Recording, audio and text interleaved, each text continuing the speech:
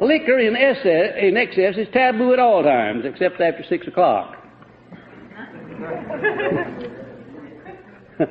That is meant to be funny. Now, I don't exactly mean what is said here, except if you leave out that word excess, yes, I would say it was taboo at all times. But liquor in reasonable amounts, I can take a cocktail, I can take 2 cocktails, but that would be about my limit at one time. Oh, I could take 3, but if I did, I'd commence to say some of the things maybe that I shouldn't say and do some of the things I ought not to do, and it wouldn't do me any good. I like to be in control of my mind all the time. What's the sense of pickling your stomach and your brain so that you're not yourself? People find out too much about you. You don't want them to know. And in addition to that, you look silly, don't you? Don't you think that a person whose tongue has been loosened up with liquor, don't you think he makes a spectacle of himself that doesn't do him very much credit, no matter who he is? If I go into a home, as I often do, where they take a cocktail, I don't say, oh, no, thank you, I don't touch this stuff. Oh, no, I don't say that. I take the cocktail, and if I'm not in the mood to drink, if nobody's looking, I set it down somewhere.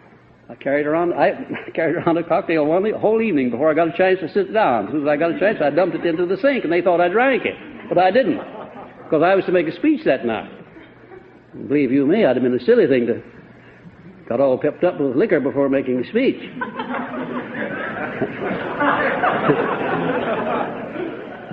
Now, with liquor or smoking, with everything else, if it's moderate, and if you take it instead of it's taking you, I'd say it wouldn't be too bad, but the better plan is to get over using it at all.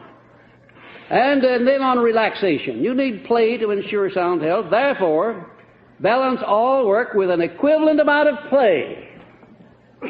Now, that doesn't mean an equivalent number of hours, because it doesn't work out just that way.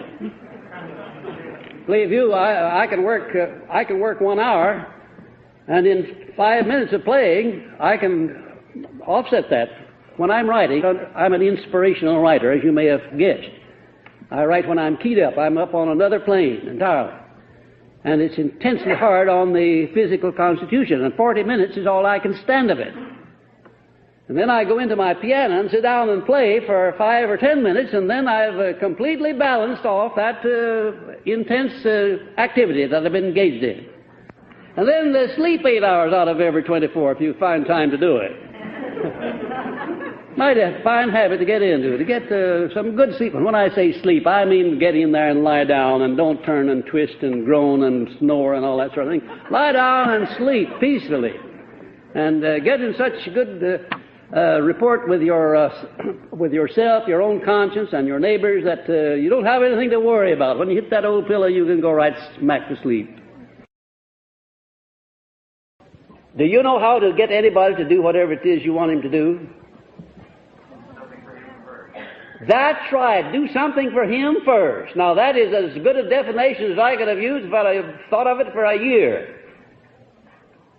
Do something for him first. Now, that is right.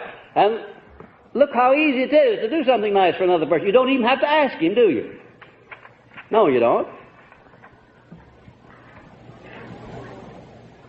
Now, how do you grade on that? How many times when you want to have a great long list of people who are standing ready as an army to help you when you need help, what are you doing to cultivate that army in advance of the time of need? You can't just go out and go the extra mile this minute, and the next minute you turn right around and ask the person to whom you rendered that service to render you twice as much service. You can't work it that way. It won't work that way. You've got to build up something called goodwill in advance. And then when the timing has got to be right. Now, there are a lot of people who will go the extra mile only for the sake of expediency. They do it just to put you under obligations, and they don't time it sufficiently to now allow you to forget about it, so to speak. Turn right around after having done you a favor and ask you for 2 or 3 favors. Haven't you had that experience? Haven't you seen other people make that mistake? Of course, you haven't made it, but the other fellow. Or have you? I don't believe there is a principle of this philosophy that would, if I had to select one principle with which you can do the most, with the most people, I'd say it's this principle of going the extra mile. Because that's the one thing that anybody can control that wants to do it. You don't have to ask anybody for the privilege of going out of your way to be nice and to be of help to people. You don't have to ask anybody for the privilege. And the very moment you start doing it, you profit by the law of contrast, because most people are not doing that. Well, let's see now. What's the next one? 33. That's right, 33. Desire for revenge for real or imaginary grievances. Which is the worst, to have or desire revenge for a real grievance, an injury somebody's done for you, or an imaginary grievance? Well, I wonder now. Think that one over. Why shouldn't you have, what happens to you when you have an expression of revenge, or desire for revenge for any reason whatsoever? What happens to you? Does it hurt the fellow? Oh, that's it. That's the point. It hurts yourself. How does it hurt yourself? Sends a poison through your system. It makes you negative. That's the idea exactly. Poisons your mind. It even poisons your blood if you maintain it long enough. Any kind of a mental attitude will get into your blood and interfere with your sound health. Number 34, the habit of producing alibis instead of satisfactory results. To what extent do you immediately begin to look for an alibi when you make a mistake, or when you do something that doesn't turn out right, or when you neglect to do the thing that you should have done? To what extent do you come across and say, well, it was my fault, I lay it on the line, face the music, or do you begin to conjure up a set of alibis to justify what you've done or neglected to do? Now, that's the point on which you're grading yourself. What is the preponderance of your habits on that subject? And I'll say that if you are an average person, then the chances are that in the majority of cases, you look for an alibi to justify what you do or what you refrain from doing or neglect doing, if you're an average person. If you're not an average person, I'm sure you'll not be if you become properly indoctrinated to this philosophy, you will not look for alibis, because you know that's only a weakening. That's a crutch that you're leaning on. You'll face the music. You'll acknowledge your mistakes. You'll acknowledge your weaknesses. You'll acknowledge your errors, because self-confession is a marvelous thing. It does something to the soul. When you really know what your faults are and confess them honestly, you don't have to spread them to the whole world, but confess them where confession is necessary. I had a student of mine come into my office about a few days ago and make a confession that's going to be of more use to her than anything that's happened since she was a very small girl. Now, this student was suffering because she had not yet learned how to distinguish the difference between her needs for things and her rights to have them. Had you ever thought about that? She needed things very badly, and she was willing to get them the wrong way. But there are a lot of people make that mistake. You cannot tell the difference between the things they need and the things that they have a right to get. Number 35, lack of dependability. That perhaps will be a little bit hard for you to grade yourselves on. But generally speaking, you know whether you're dependable or not. You know whether your word's dependable. You know whether your performance in your occupation or your job is dependable. You know whether your relationship to your family, your wife, or your husband, or your children, you know whether you're a dependable family man or woman. You know that. You know whether you're dependable or not in connection with your credit relations with people where you buy things on credit. You know that. Is it a wonderful thing to have dependability among your friends? You just know exactly where they are, where they're always going to be regardless of what happens. Isn't it a wonderful thing to have dependability among your loved ones, where you know they're not going to let you down on any score, at any time, for any reason?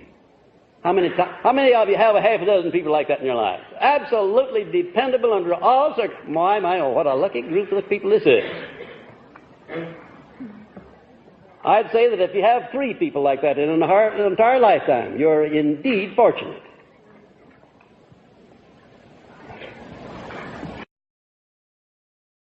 People that are dependable under all circumstances. I'm not so sure, but what I can count the ones that I have that are like that on the fingers of my 2 hands, as many people as I know all over the world. Dependability, what a marvelous thing it is. Number 36, unwillingness to assume responsibilities commensurate with one's desire for compensation. In other words, your desire for the good things of life, good income and all that, nice home, nice car, nice wardrobe of clothes, but unwilling to assume the responsibilities to entitle you to those things. Now, how do you agree on that? In other words, are you willing to assume the necessary responsibilities to entitle you to all the things in life that you want to get out of life? That's the point that you're grading yourself on. And number 7, the failure to obey the conscience when it seems advantageous not to do so. Are there times when you tell your conscience just to step aside for a few moments while you don't look right now because there's a little bit of transaction or business here you want to attend to that's a little bit off color? Do you ever do that? Oh, I'm not going to ask you to vote on it. I wouldn't do that. Well, you know, I think you could do that a few times to get away with it, but I think if you got in the habit of it, you would convert your conscience into a conspirator that would endorse all of the mean things you might ever want to do. And that would be bad. That conscience was given to you by an all-wise Creator so that you would always know what is right and what is wrong without having to ask anybody. And if you're on to good terms with your own conscience, if you really respond to that conscience under every circumstance and let it be your God, then you are a very fortunate person and you have been using that conscience properly. But if there are times when you waver, you're undecided, and you make your conscience step aside, then you need to grade yourself low and to begin to work on yourself on that score. I think it's a marvelous thing that the Creator should have given each individual a judge advocate, so to speak, to sit over all of his acts, all of his deeds, and all of his thoughts, and tell him when he's right and when he's wrong. Number 38, the habit of unnecessary worrying over things one cannot control. Now, how are you going to grade on that? Unnecessary worrying over things you can't control. If you can't control the thing that you're worrying over, what can you do about it? Make the most of it. Why, you can adjust yourself to that thing that you can't control in a positive mental attitude so as to not let it get you down. Or you can transmute that worry over into something on another subject where you can control it. And then number 39, neglect to recognize the difference between failure and temporary defeat. Have you ever thought about that? When is failure a failure, anyhow? That's right. When you accept it as such, no matter what the conditions are, if you accept it as failure, that's it. Is failure ever a failure until you accept it as such? No, of course not. It's temporary defeat, perhaps, but certainly not failure. You know, if you took no for an answer, if you were selling, and you took no for an answer every time you heard it, you'd never make a living selling. Because it's easier for people to say no than it is to say yes, and they don't mean it at all. They just mean that they haven't yet been broken down by a good salesman. Temporary defeat and failure. Who determines whether a circumstance in your life is a temporary defeat or failure? Who determines that? That's right. You're the one who determines that.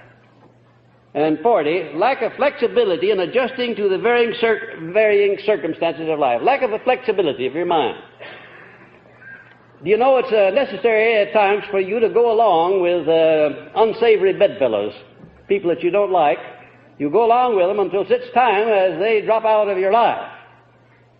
Of course, you could have it out with them right where you stand. But if you do that, you probably would oftentimes get the worst of it. You can wear them out, walk them to death, by going along with them for a time.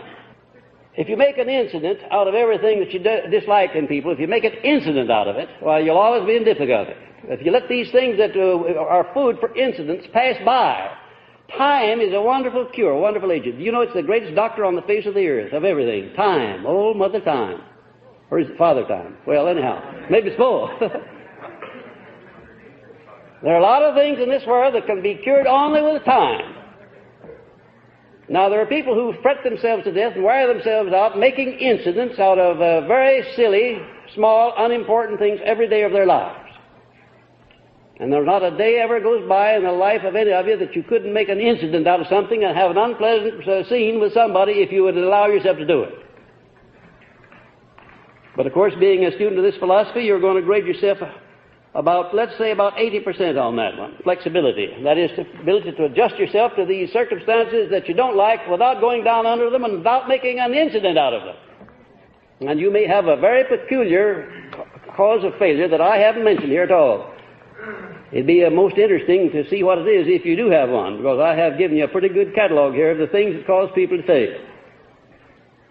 And one of the interesting things about this list of 40 things that cause people to fail, what is the most interesting thing about that list? We have control. They represent things that you can do something about. Now, isn't that true? What would be the use of my having you make this analysis if you couldn't do anything about it? You can eliminate every one of those causes of failure, every one of them. And you can almost do it instantaneously. There are a few of them. It'll take a little time for you to develop up more positive habits, but for the most part, every one of these causes of failure you can wipe out of your character this very night by determining to do so, by determining to develop a more agreeable set of circumstances. No matter what your adversity may have been, go back, after you've had this lesson, go back for the last 10 years and take every unpleasant circumstance that you've ever had and begin to search now and see where that seed of an equivalent benefit was, even though you didn't find it and didn't use it. It's very difficult to find the seed of an equivalent benefit in an unpleasant circumstance while the wound is still open and hurting. There again, timing is important, but if you'll give it a little time, make up your mind that you're not going to go down under the circumstances, you give it a little time, and then go back and evaluate it carefully, and you will find that you will have learned something from it of benefit. There are two kinds of cooperation, one based upon force or coercion, and the other is voluntary, based upon voluntary action, based on motive. The vast majority of all circumstances of cooperation, I think, are based upon some form of force or coercion. Employees oftentimes cooperate with their employer, but there's a certain amount of coercion in it, a certain amount of fear that if they don't cooperate, they'll not have their jobs. There are other circumstances where the employees cooperate with the employer because the employer has made it so beneficial for them to work at that place that they do it willingly. Any kind of cooperation that's forced or forced on people or based upon any type of cooperation, of coercion, is not desirable. Because people only cooperate on that basis as long as they have to, and when they get to the point where they don't have to do it any longer, they kick over the traces. Relatively speaking, there is a small percentage of employers throughout the United States who understand the advantage of having their employees cooperate with them on a willing basis of friendliness based upon benefits that they extend to those employees.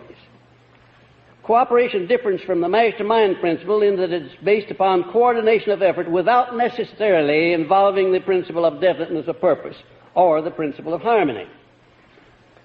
The men working in the military service, an army of men, for instance, working under their superior officers, represents a tremendous amount of power based upon cooperation, but it doesn't necessarily mean that there's harmony nor that they like what they're doing. There's a certain amount of coercion and force there. They're doing what they have to do. Sometimes they like to do it, but sometimes they don't like to do it.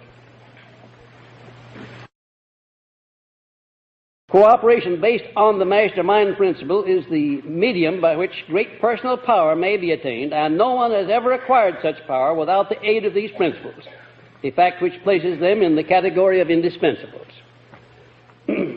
Now, cooperation is indispensable in four major relationships, and here they are: in the home, in one's job or profession, in social relationships, and in support of our form of government and free enterprise. Certainly those are musts. And if every citizen cooperated in those four respects, this would be a better country than we have yet. Now, here are examples of cooperation not based on the mastermind principle: soldiers working under Army regulations, employees working under rules of employment, government officials working under laws of the nation, professional men such as lawyers, doctors, dentists working under rules of ethics of their profession, citizens of a nation related under a dictator. Observe the manner in which cooperative effort assumes greater powers when the principle of cooperation is combined with the mastermind principle, involving harmony based on a definite motive. Now, here are some examples of that.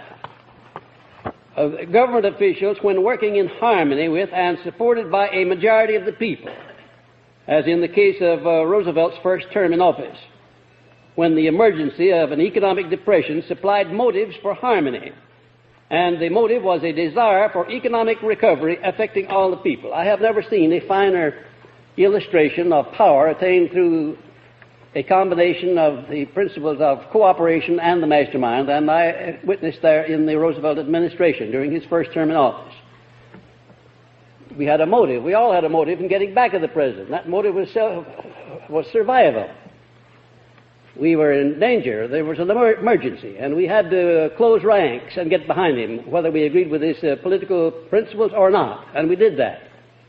Did it on a grand scale for a time, but as soon as the emergency passed, or was softened by that combination of the mastermind principle and cooperation began to disintegrate.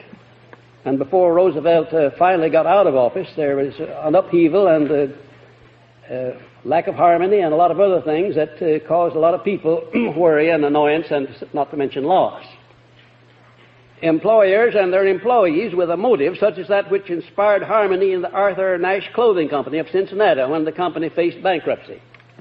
While I was publishing the Golden Rule magazine, I got a hurry-up call from Mr. Nash of the Nash Clothing Company in Cincinnati to come over to Cincinnati and see him. And when I got over there, I found he was in trouble. He was really bankrupt.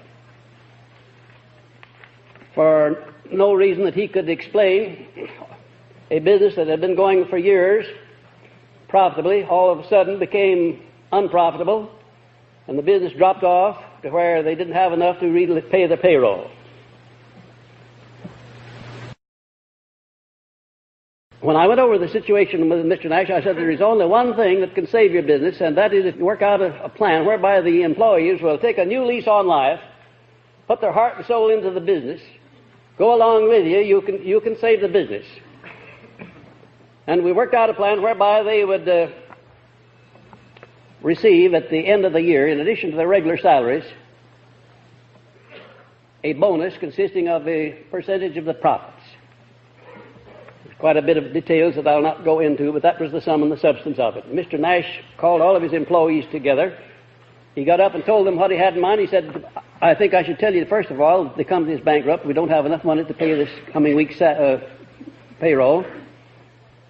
And he said, for a long time, this business has been going downhill, and I noticed that all of the employees were losing interest. That enthusiasm that used to prevail here is no longer here. The spirit of the thing's gone. Unless we can recapture that spirit, that willingness of enthusiasm for everyone to jump in and do something, why, we're all in the same boat, namely bankrupt. And he said, I have a plan, and I think it'll work. It's based upon the Golden Rule. I have a plan whereby if you'll all come down Monday morning and start in on a new basis, the basis in the same mental attitude that you were in 10 years ago when we were thriving, go to work. I'll pay your wages as soon as we can make the wages, including the back wages that I'll not be able to pay you this coming week. And if we make a go of it, at the end of the year, we'll divide the profits on a basis that will give you the same standing as a stockholder in the company. I'm going to leave the room, and then you talk it over frankly and decide what you want to do, and then when you want to see me, you send for me.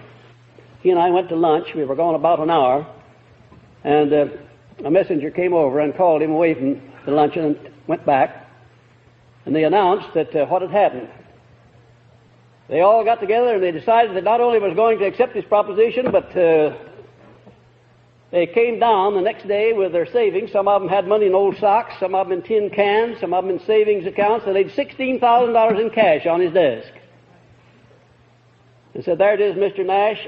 If that's the way you feel about us, this is the way we feel about you. We earned this money down here. It isn't much, but if it'll do any good, use it, and when you can pay it back, why, pay it back, and if you can't pay it back, why, that's all right too. You see, they had caught the spirit, don't you know, of real cooperation.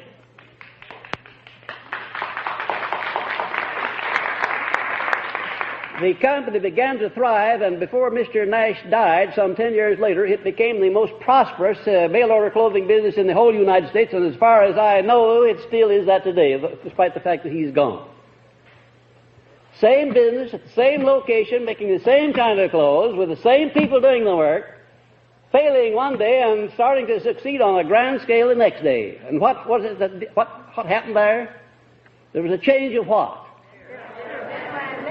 Change of mental attitude. What caused them to change their mental attitude? Was it fear that they'd lose their jobs? No, it wasn't that, was it? They had a motive. Mr. Nash had inspired them with his sincerity and purpose in making them that kind of an offer. They were touched by it. They knew it was sincere, and they made up their minds they were going to be just as good a sportsman as he was. They were not going to let him outdo them. And when you get any group of people together on that basis, I don't care what their problems are, they'll meet those problems successfully. They always do. And then the Rotary clubs and their members throughout the world. There's a marvelous illustration of the mastermind principle and harmony in the ranks. I remember when that Rotary club was organized. I belonged to the first club ever organized here in Chicago. I was a member of the original group that Paul Harris organized. And in those days, the purpose of the club was to honor Paul Harris and to help build up his legal practice without violating his ethics. That was the original purpose of it. But we finally grew bigger than that purpose, and the purpose became the idea of developing fellowship among the members, a good feeling. Well, the Rotary spread all over the world and has become really an outstanding influence for good wherever it is touched. You don't do anything in this world without a motive. There must be a motive to inspire everything that you do, or everything you refrain from doing. The only person that does things without a motive is an insane person. He doesn't have to have a motive. Well, first, the opportunity to get increased compensation and promotion is one of the most outstanding motives for gaining friendly cooperation. And wherever that has been put into use in any business that I know anything about, there has always been a very beneficial and a very profitable return. Recognition for personal initiative, pleasing personality, and outstanding work. Now that's a strong motive to inspire cooperation. Giving a person recognition. When he does a good job, say so. Do something about it. I know an employer who has the birthdays of all of the wives of his employees, his male employees, and all of the children, and every birthday they all get presents from him, with a card signed by him in person. Well, his organization represents just one great big family. In other words, he has built himself up in the hearts of the people in the home where the man works. And you can just imagine what that does to the man himself.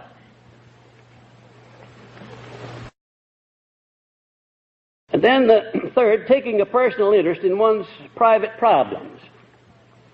You know, that's a powerful motive, too, for gaining friendly cooperation. Taking an interest in the problems of people that you're associated with or that you're working with. Helping them to solve problems. You know, a lot of people say, oh, well, after all, my problems are mine, but the other fellow's problems are his. I'm not interested in them. And you have the right to do that if you want to. But it won't be profitable to you. It won't be beneficial.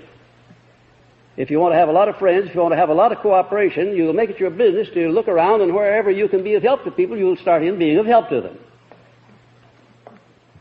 And next, a system of friendly competition between departments and in departments between individuals. A system of friendly cooperation. Now, in a sales organization, for instance, if you can have a different group competing with other groups in the same organization on a friendly basis, they'll all strive to do their very best in order to win because of good sportsmanship. And able sales managers very often set up that kind of a motive to inspire their salespeople to do better jobs. Then the hope of future benefits in the form of some yet unattained goal, which can best be attained by mutual cooperation. In other words, something that you want to accomplish with a group of people where it can only be accomplished by you're all pulling together in the same direction at the same time in the spirit of harmony. Well, now, you could mention other motives. Maybe in your particular case, you need the cooperation of somebody. Maybe you would know what kind of a motive that you could plant in the mind of that person to get that cooperation. But certainly you can't get it by force or coercion and hope to benefit by it, because if you get it by that method, sooner or later the cooperation will play out, and it'll turn into resentment. Andrew Carnegie's method of inspiring cooperation was based on 4 principles. First, he established a monetary motive through promotions and bonuses. That was one of his most potent and influential motives in getting men to cooperate. In other words, all the men who worked for Andrew Carnegie knew that they had the potential possibility of becoming an exceedingly well-paid executive. They'd seen man after man do that very thing, starting at the ranks and climb right on up to the top. And second, his question system. He never reprimanded any employee offensively, but allowed the employee who deserved it to reprimand himself or herself through carefully directed questions. It's a wonderful thing, isn't it? If he wanted to reprimand a person or discipline him, he'd call him in and start asking him questions which could only be answered one way, the way Mr. Carnegie wanted them answered. Well, I think that is very smart. And if he wanted a fault brought out, he'd let the man bring it out himself, because he'd put questions to him that would force him to bring out the fault or tell a lie. And of course, the man didn't want to do that, especially when he knew that Mr. Carnegie knew what the lie was. That was one of the things that indicated what a smart man Mr. Carnegie was. He knew how to get the best results out of people without unnecessarily hurting them or offending them. And next, he always had one or more men in training for his job, and several of them made it. Isn't that a wonderful thing for an employer to have a number of men standing around training for his job? You don't think they'd be disloyal, do you? You don't think they'd lie down on the job? You don't think they'd refuse or neglect to go the extra mile, do you? Why, no. They'd be very silly if they did.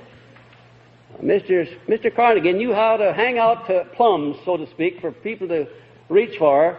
And while he kept the plum just a little bit ahead of the reach of the man, he caused him to grow stronger and to build a longer arm for reaching by having that plum out there for him to reach for. That was much better than throwing the fear into a man's heart, losing his job or something of that sort, as so many employers had done. And he never made decisions for his employees, but encouraged them to make their own decisions and to be responsible for the results thereof. Isn't that a wonderful thing? He would not make decisions for his executives and for his under-executives and for those who are in training for executive jobs. I was in the office of Mr. Curtis, Cyrus H. Curtis, owner of the Saturday Evening Post, who was also one of the collaborators in the building of this philosophy, when his son-in-law, Edward Bach, came in and apologized to me for interrupting our meeting, and he said, there's something that I must speak to Mr. Curtis about that has to have an answer immediately. And he had a telegram in his hand. And he hurriedly explained to his father-in-law that a problem in connection with buying the supply of paper that they were going to need for the whole next year, involving a tremendous amount of money. Paper for the Ladies' Home Journal, and maybe the Saturday Evening Post, and maybe the Country Gentleman, all. He told his father-in-law what the problem was, and he also told him that there were 3 things they could do about it. And he mentioned them. And he said, now what I want you to tell me is, which one shall I do? Would you be interested in knowing what Mr. Curtis said to him?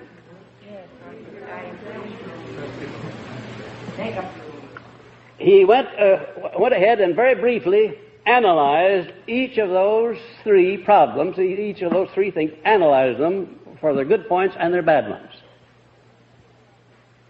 And then when he was through, now he said, it's your responsibility, that's my analysis, it's your responsibility to determine which one of the plans you're going to adopt.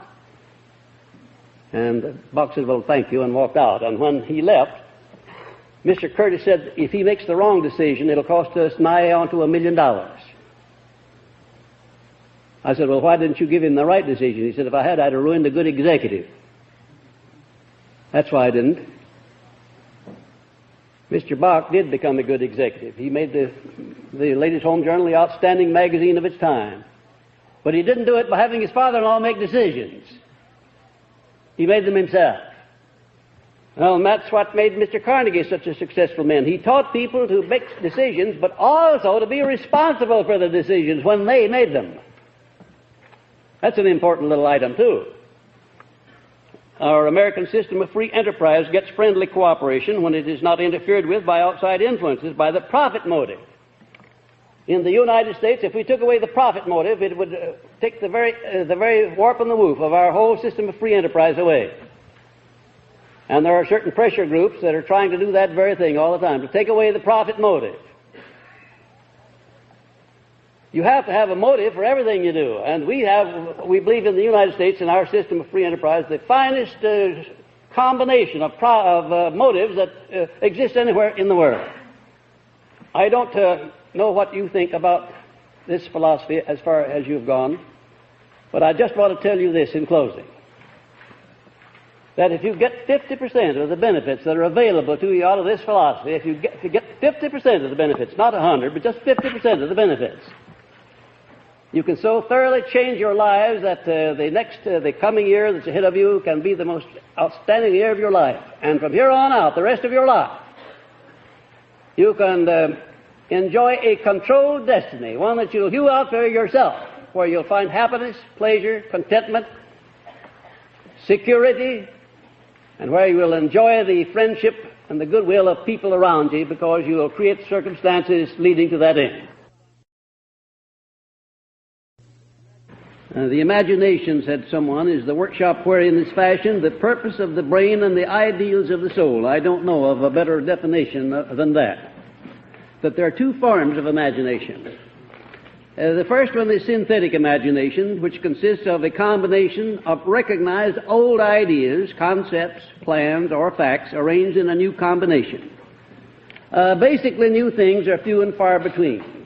As a matter of fact, when you speak of somebody having created a new idea or anything new, the chances are 1,000 to 1 that it's not anything actually new. It's a reassembling of something that's old and something that's gone before. Number two, the creative imagination, operating through the sixth sense in the subconscious mind, has its base in the subconscious section of the brain and serves as the medium by which basically new facts or ideas are revealed.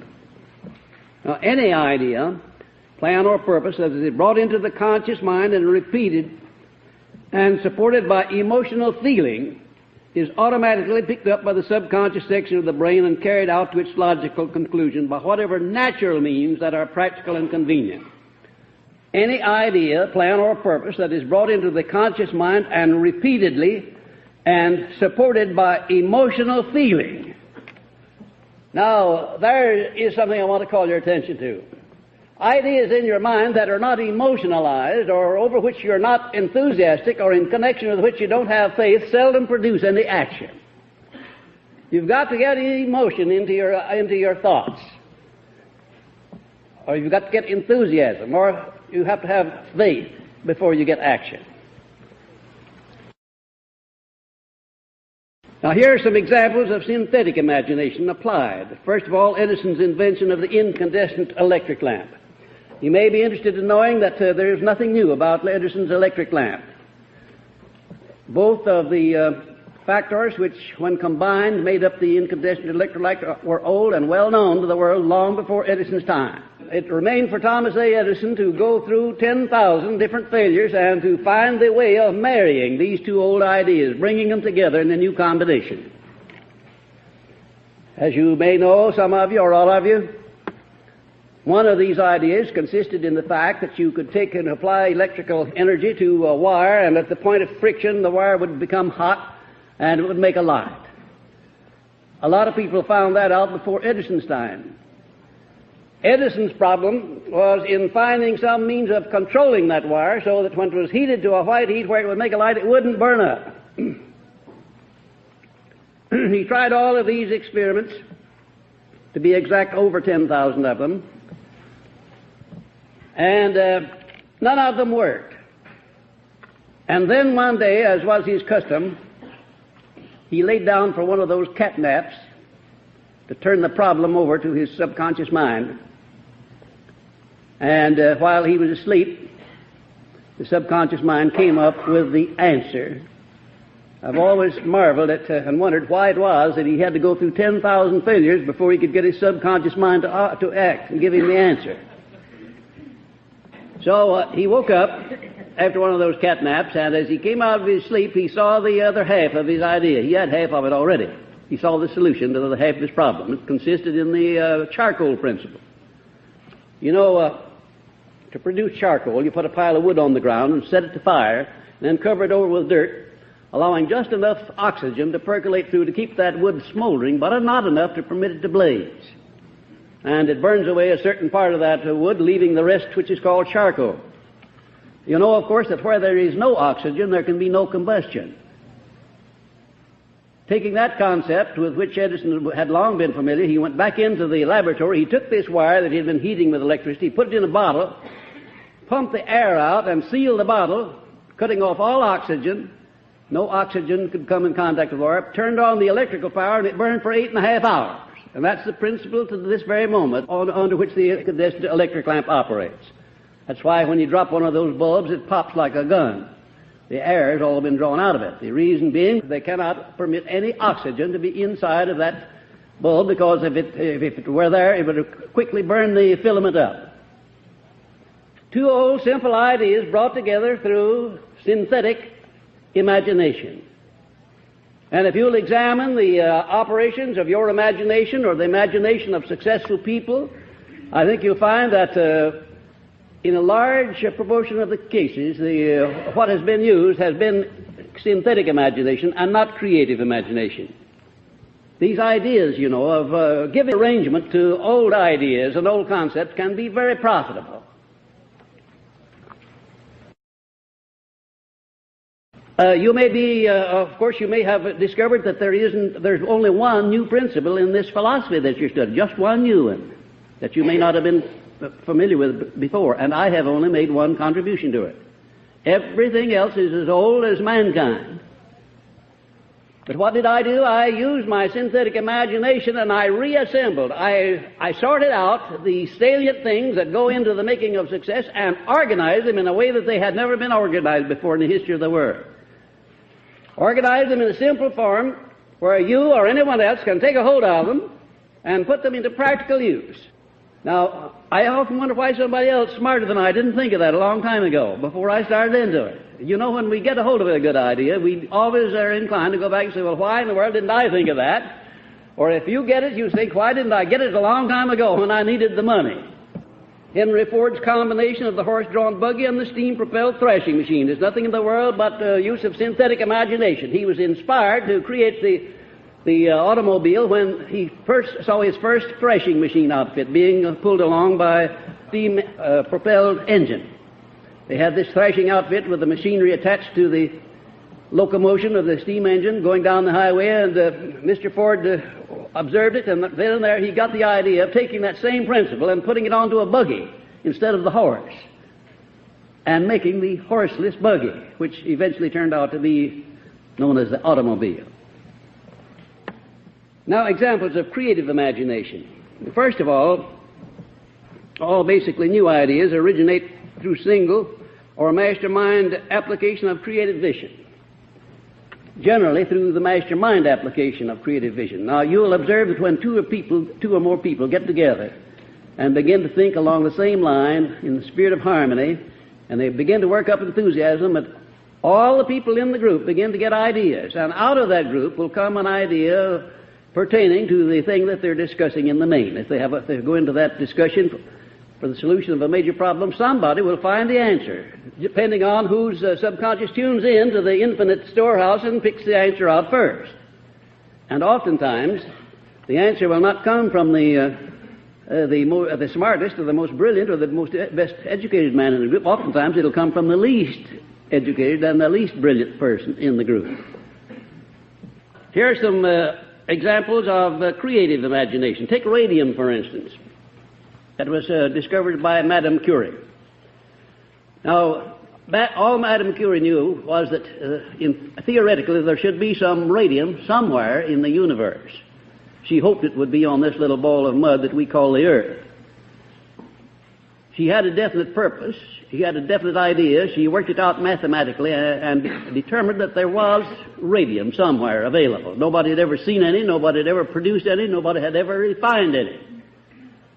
Imagine Madame Curie starting out to find radium in comparison with the proverbial story about the person looking for a needle in a haystack. Believe you me, I'll take the haystack and the needle every time in comparison with her task. Do you have any idea what it was that gave her first cues? How she went about searching for it? You don't think for a moment she went out with a spade and a mattock digging for it in the ground looking for it, do you? Oh no, she didn't do that. She wasn't that foolish. She conditioned her mind to tune in on infinite intelligence, and infinite intelligence directed her to the source. The exact process that you use in attracting riches or in attracting anything else you want. You first condition your mind with a definite picture of the thing you want.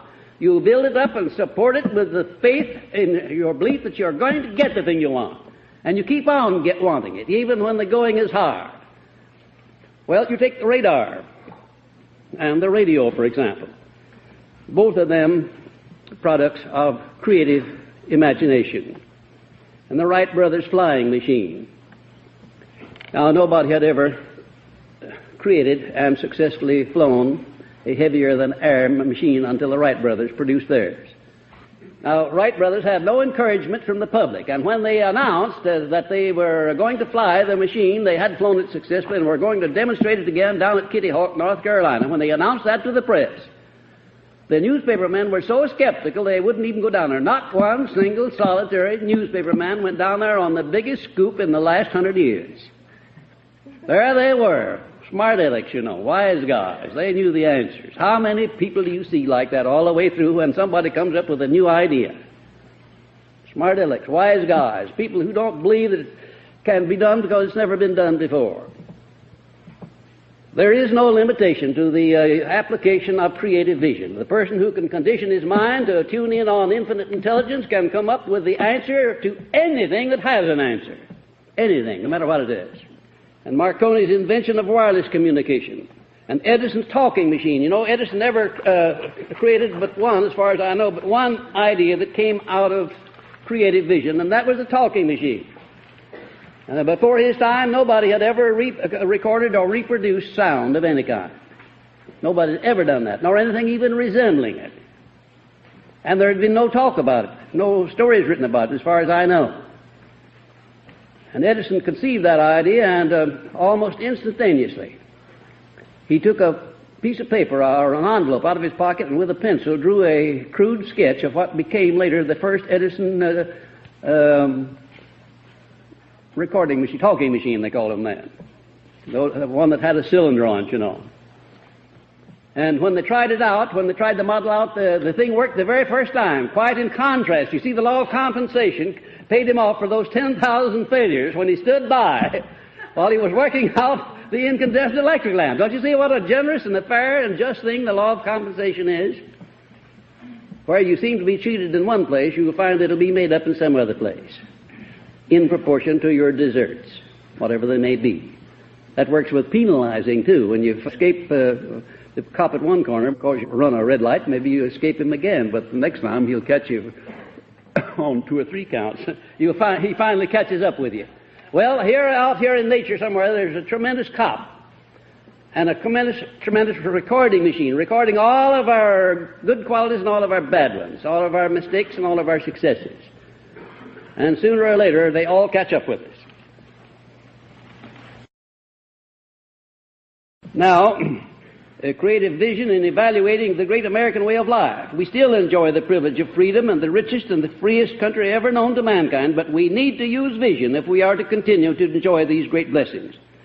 If you look backward and see what traits of character have made our country great, here they are. First of all, the leaders who have been responsible for what we have in the American way of life made definite application of the 17 principles of the science of success with emphasis on the following 6. Now, they didn't, at that time, they didn't call these principles by these names. They probably weren't conscious that they were applying these principles. And one of the strangest things about all of the successful people that I worked with, Not one single solitary one of them could sit down and categorically give me step by step the modus operandi by which he had succeeded. They had stumbled upon, mind you, by sheer accident, these principles listed here. First of all, definiteness of purpose.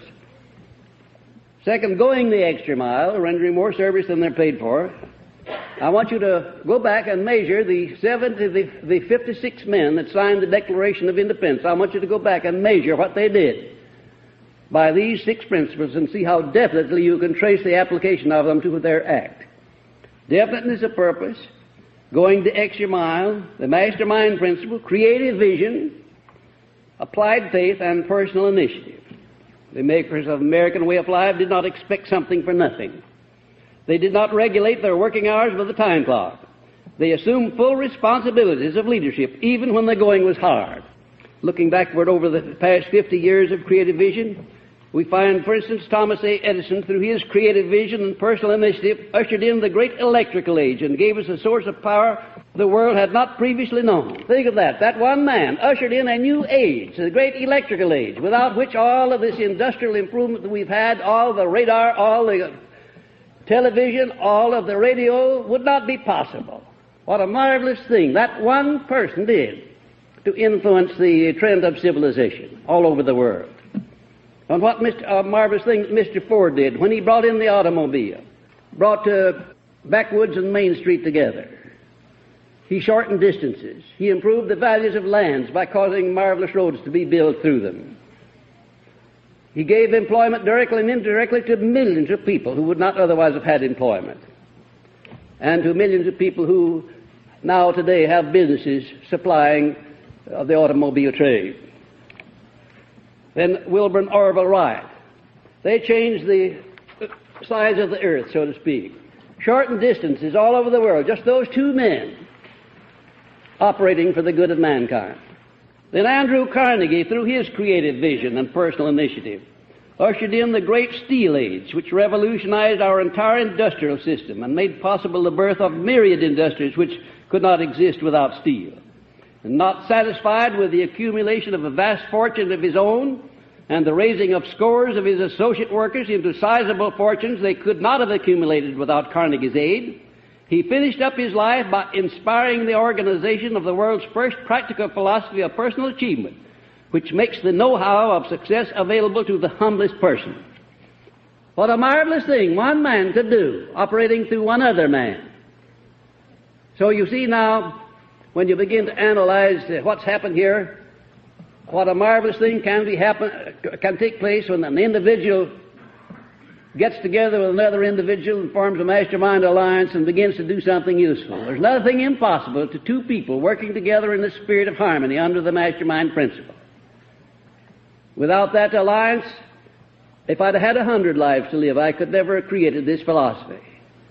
But the inspiration, the faith, and the confidence, and the go-ahead spirit that I got by having access to a great man like Mr. Carnegie enabled me to rise up to his level, something I never could have done without this mastermind principle and without creative vision. Because there have been times when logically, if I had listened to what would seem logic and reason, I would have quit this philosophy and have gone to work and got myself a job, as one of my former relatives said she thought I should have done. Job as a nice bookkeeper somewhere. I'd have brought in $75 a week and been very secure. Been wonderful. Wonderful. Be at home every night, well, most every night, and everything would have been lovely. Well, believe you me, I had to fight that argument for quite a while. I did fight it successfully.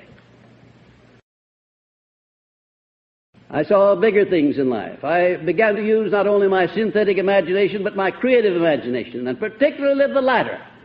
And it enabled me to pull aside the curtain of discouragement and of despair and to look into the future and to see there what I now know is taking place all over the world as a result of my having passed this way. All of that through creative vision. What a marvelous thing it is to be able to tap that thing called creative vision and through it to tune in on the powers of the universe. I'm not making a poetic speech. I'm citing science. Because everything that I'm saying is practical and is being done, and it can be done by you. Here is a brief bird's eye view of what men and women with creative vision and personal initiative have given us. First of all, the automobile, which has practically changed our entire way of living. Those of you who have been born in the last 25 or 30 or even 40 years can have no concept at all of what the vibrations of this nation were under the horse and buggy age in comparison with today. Why, in those days you could walk down the road or you could ride down the road in safety. Nowadays you can't even cross the street where there's a policeman watching in safety, unless you are very alert of limb and eye. The whole method of transportation, the whole method of doing business has changed as a result of that one thing called the automobile. And then the airplanes, which travel faster than sound and have shrunk this world to where the peoples of all countries know one another better. What a marvelous thing it is. Perhaps the Creator intended it that way. That instead of all these wars and things that we've been having in the past, that by reducing the world in size, bringing the peoples of all nations together within a travel distance of 24 hours or so, that they would become better acquainted and finally become neighbors and then become brothers under the skin as well as on the skin. If the brotherhood of man ever takes place, it'll be because of these various marvelous things that the imagination of man has uncovered and revealed that brings us together and makes it more convenient for us to assemble and to understand each other all over the world. You can't carry on a war with the person that you're doing business with each day, the neighbor that you're living by each day. That is, you can't do it and have any peace of mind. You try to manage to get along with the people that you have to come into contact with. And when you come to know people, you'll be surprised at how many good qualities people you previously didn't like have, if you come to know them as they are. And then the radio and television, which give us the news of the world almost as fast as it happens. And it provides the finest of entertainment without cost to the log cabins of the mountain country and the city mansions alike. Quite an advance over the days of Lincoln as he learned to write on the back of a wooden shovel in a one-room log cabin. Isn't it a marvelous thing to know that down in the mountains of Tennessee and Virginia, where I was born, famous only at that time for mountain feuds, corn liquor, and rattlesnakes, now you can turn a little knob and you can tune in the finest operas, the finest music, finest everything, know what the world is doing almost as fast as it's doing it. You know, if we'd had those conveniences when I was growing up, I doubt that if I would have had my first definite major purpose, that of becoming a second Jesse James, I probably would have wanted to become a radio operator or something of that sort. How it's changed those mountain people down there, and all throughout the country and throughout the world. Just the result of these things that the mind of man has brought forth to introduce people to one another. You know, it's a wonderful thing to have a system whereby you can have this old physical frame in fine condition to do anything you want to do anytime you want to do it. If I hadn't had a system for keeping myself healthy and full of energy, I couldn't have done the amount of work that I've done in the years past. I couldn't do the amount of work I'm doing now. As a matter of fact, at my age, with the health that I have, the condition of my physical body, I can run rings around people half my age who don't have the system that I have. And I have to keep myself in that condition. For several reasons for it. First place, I enjoy living better if my body responds. When I make demands on for enthusiasm, I want the physical basis to be there for that enthusiasm. I don't want to get up in the morning ailing. I don't want to look in the glass and see my tongue all coated. I don't want my breath to smell bad. That's not so good, is it? Well, there's ways and means of avoiding all of that. And I hope that you'll get some suggestions out of this lesson that'll help you keep your physical body in fine condition. First of all, let us take mental attitude. That comes at the head of the list, as you notice, because without a health consciousness, in other words, without thinking and acting and being in terms of health, the chances are that you're not going to be healthy. I never think of ailments. As a matter of fact, I can't afford ailments. I just can't afford them. They take up too much of my time. They disturb my mental attitude too much. And you say, what? You can't afford ailments? How are you going to help having ailments? I have them. Well, you may have them now, but when you get through this lesson, you're not going to have them, not as often as you did before. There is a way of controlling ailments. Mental attitude. First of all, there must be no griping in family or occupational relationships. It hurts the digestion. Now, you will notice that every one of these things in connection with the conditioning of a mental attitude is something that you can control if you want to do it. No griping in family or occupational relationships. You say, well, I have certain circumstances in my family that makes it necessary for me to gripe, complain. All right, change the circumstances so you won't have any circumstances for griping and complaining. Now, the reason I mention family relationships and occupational relationships is that's where you spend most of your life. And if you're going to allow those relationships to be based upon friction and misunderstandings and arguments, why, you're not going to have good health, and you're not going to be happy, and you're not going to have peace of mind. There must be no hatred. No matter how much a person deserves to be hated, you can't afford to do the hating. You just can't afford it because it's bad for your health. It produces stomach ulcers and worse things than that. It produces negative mental attitudes that repels people instead of attracting them to you, and you can't afford that. It attracts reprisals in kind, and it hurts digestion. If you hate people, they'll hate you. They may not say so, but they will. There must be no gossip or slander. That's a pretty hard one to comply with because there's so much wonderful material to gossip about in the world. It seems a pity. Very great pity to cut you off from all that pleasure, but let's transmute that desire into something that's more profitable to you. No gossip or slander because they attract reprisals and they also hurt the digestion. And there must be no fear because it indicates friction in human relationships and also hurts the digestion. And also, if there's any fear in your makeup, it indicates very definitely that there's something in your life that needs to be changed or altered. I can truthfully say that there isn't anything on the face of this earth nor in the universe that I survey around me that I fear. Nothing at all. I used to fear about everything that the average person fears, but I had a system for overcoming those fears. If I had a fear now, do you know what I would do about it? I'd have it out with myself. I would eliminate the cause of that fear.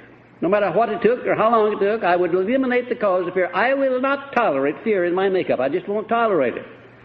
Because you can't have good health. You can't be prosperous. You can't be happy. You can't have peace of mind if you're going to fear anything at all, even death. Most of all, death. Personally, I'm looking forward to death with a great anticipation. It's going to be one of the most unusual interludes of my whole life. As a matter of fact, it'll be the last thing I'll experience. I'm putting it off a long time. I've got a job to do and all that, but when the time comes, believe you me, I'm going to be ready. It's going to be the last thing I'll do and the most wonderful thing of all, because I'm not afraid of it. And there must be no envy, because it indicates lack of self-reliance, and it also hurts digestion. Now, here are just some of the things. There are 6 things that I give you in the way of do's that will enable you to maintain a mental attitude that is conducive of a health consciousness. And believe you me, the mind, the way you use your mind, has more to do with your health than all other things combined. You may talk about germs getting into the blood all you want to, but believe me, nature has set up a marvelous system of doctoring inside of you. And germ or no germ, if that system is working properly, that resistance that's in your physical body will take care of all those germs. Nature has a way of keeping, through body resistance, keeping down the supply so those germs cannot multiply. And the very minute you become worried or annoyed or fear and break down that body resistance, these germs begin to multiply by the billions and trillions and quadrillions. The first thing you know, you really are sick. And then your eating habits. Now, prepare the mind to aid you in eating with peace of mind.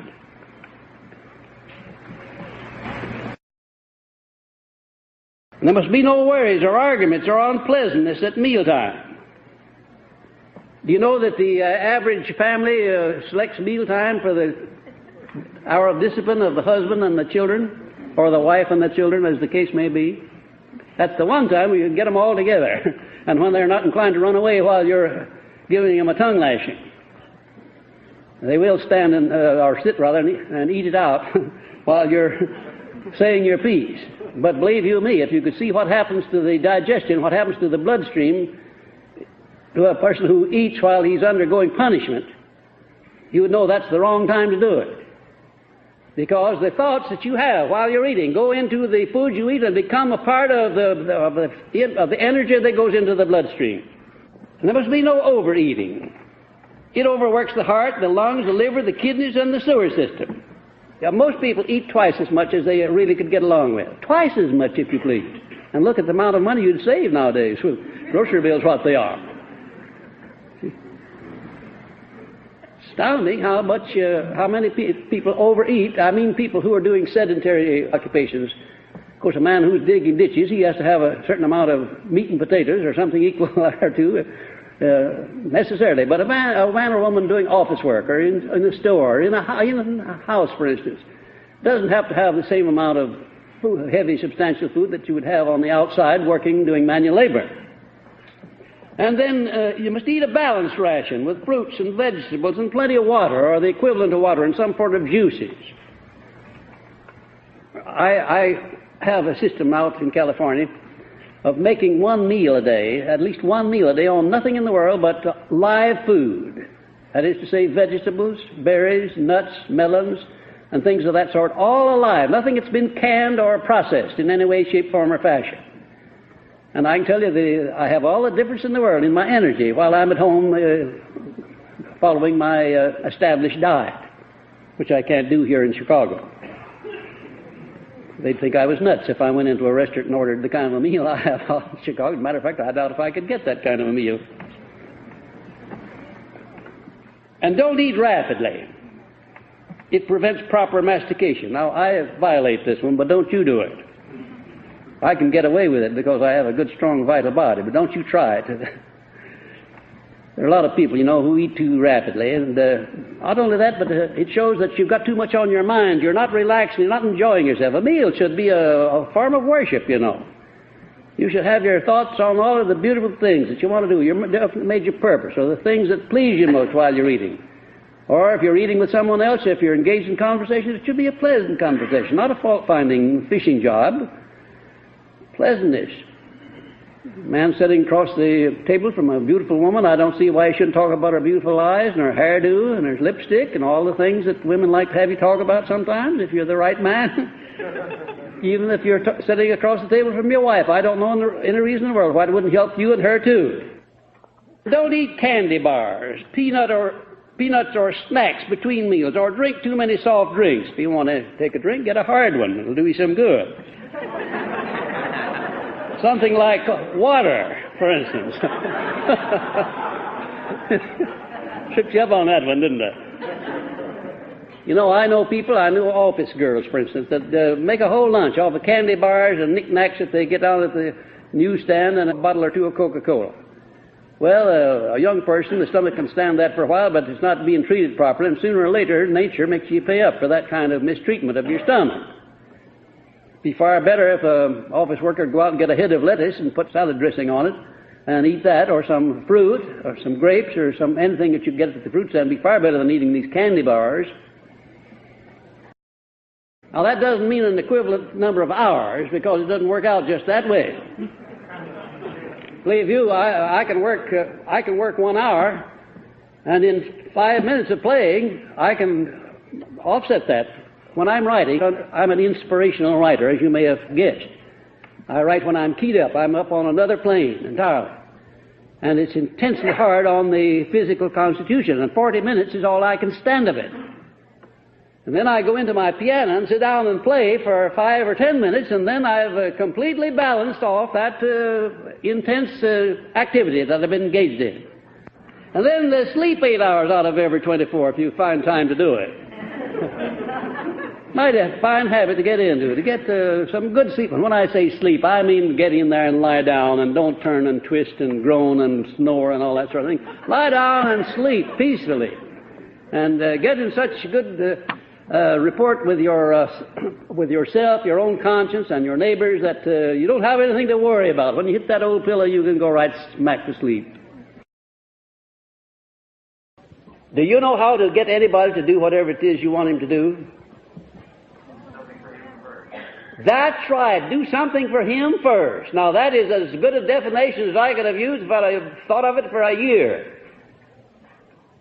Do something for him first. Now, that is right.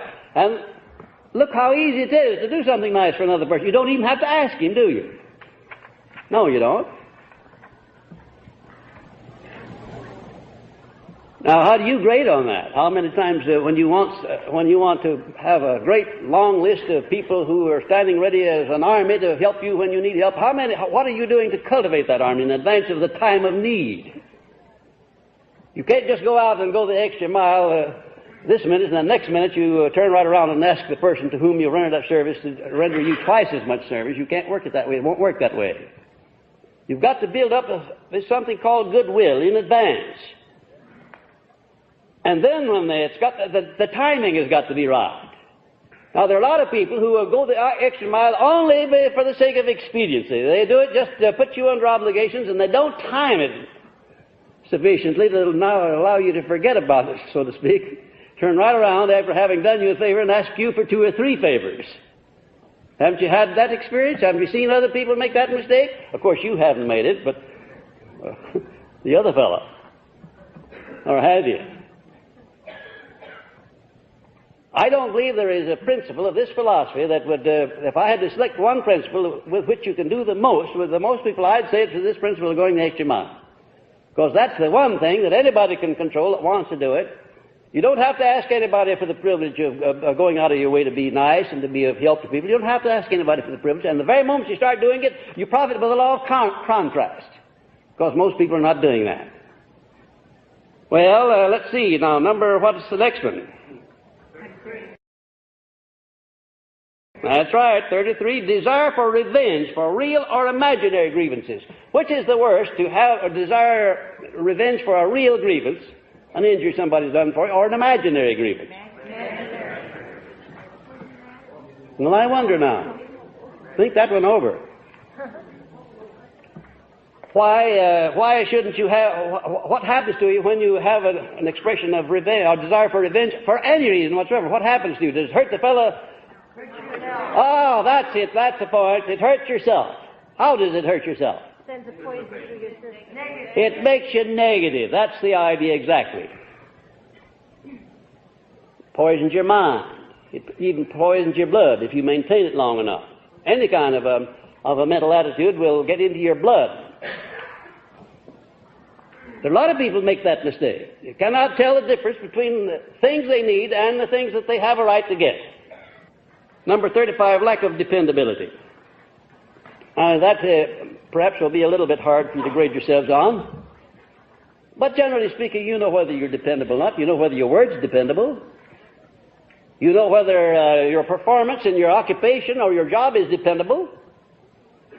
You know whether your relationship to your family, your wife, or your husband, or your children, you know whether you're a dependable family man or woman. You know that. You know whether you're dependable or not in connection with your credit relations with people where you buy things on credit. You know that. Is it a wonderful thing to have dependability among your friends? You just know exactly where they are, where they're always going to be regardless of what happens. Isn't it a wonderful thing to have dependability among your loved ones? Where you know they're not going to let you down on any score, at any time, for any reason. How many of you have a half a dozen people like that in your life? Absolutely dependable under all circumstances. My, oh, what a lucky group of people this is. I'd say that if you have 3 people like that in an entire lifetime, you're indeed fortunate.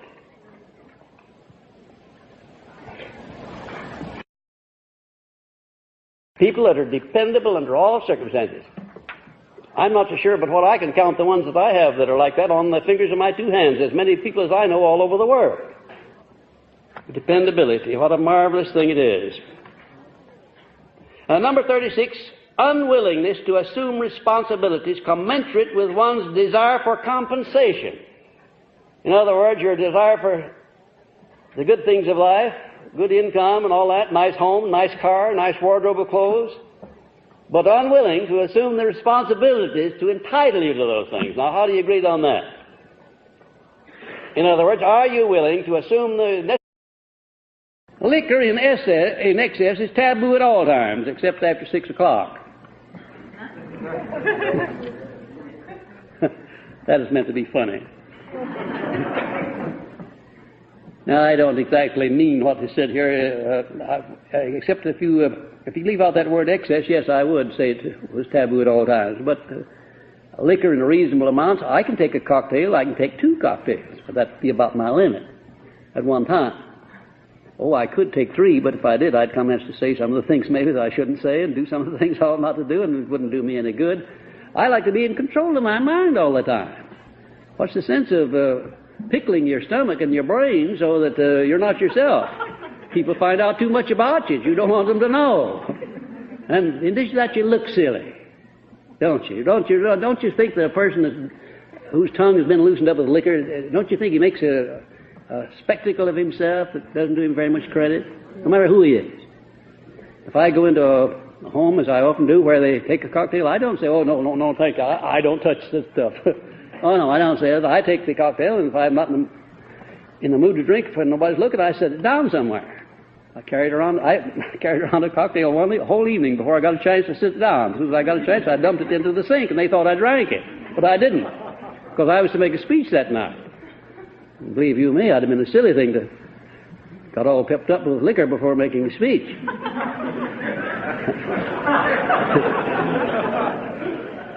Now, with liquor or smoking, with everything else, if it's moderate, and if you take it instead of it's taking you, I'd say it wouldn't be too bad, but the better plan is to get over using it at all.